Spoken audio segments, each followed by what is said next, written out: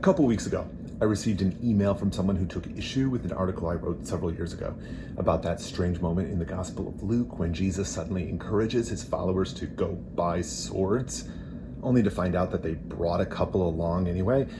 It's this weird passage that feels totally out of place and would also be totally forgettable if I didn't live in the United States, where any excuse to defend guns becomes its own gospel.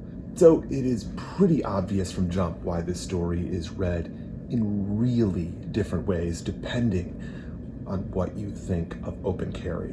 What this person objected to, however, was not what I argued. They argued that my response sounded complicated, and Jesus has to be simple. So here's the problem. If we take every word in the Gospels as prescriptive of our behavior, then we're stuck in a paradox. Jesus says to get rid of weapons everywhere else, but here he says to go get them. So we either listen to Jesus in one place and reject the other, or we attempt to make two conflicting prescriptions into a unitary meaning that actually isn't present in the text at all.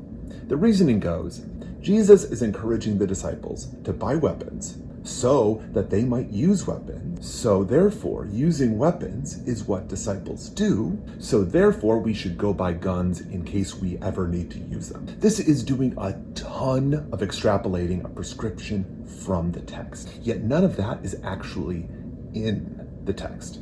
But what is in the text? Jesus telling them to not be violent, not defend themselves, ditch weapons and possession, trust neighbors. All of his teachings argue that there is neither need for weapons nor goodness in owning them. The text also tells us why they are to buy these weapons, while implying they shouldn't have any, to be seen by the Romans as terrorists. Now, this complex view is more consistent and quite simple. I get where this person is coming from. I totally do, and I am not dunking on them. The reason I'm sharing this with you rather than a private email in response is that the point isn't who is right, which of us is right, or which idea is more simple. This story helps get at an idea that we are not really conscious of, the hidden cost of simplicity. Now, we probably find it easy to code this exchange as a difference in opinion. There are two ways to see this moment, two sides and two positions.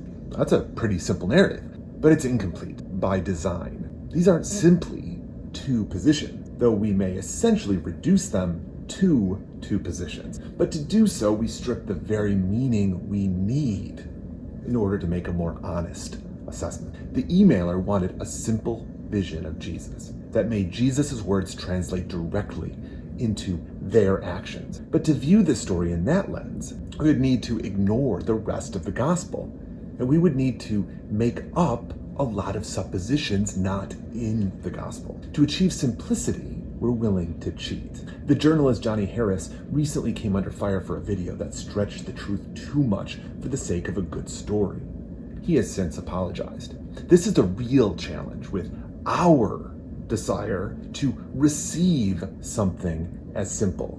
It leads others to shortcuts and missed information. The emailer was convinced that the solution had to be more simple than the one I offered, but I assure you it isn't. And my argument is actually pretty simple. No, Jesus doesn't encourage you to go buy guns for self-protection in Luke 22, right? He's setting up a prophecy.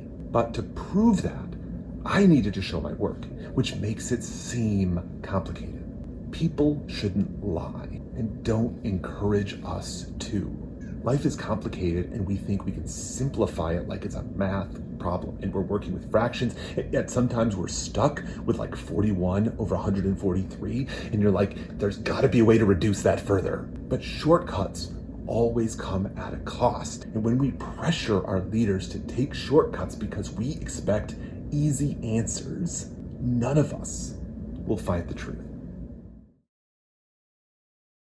Check out my series on YouTube called Problem in the Text, or videos on my other YouTube channel. Visit drewdowns.net for new articles, sign up for the newsletter, and if you haven't yet, subscribe to the podcast on your favorite player. And don't forget the 5-star review. This is Make Saints, because eternal life is hard, and we could use all the help we can get.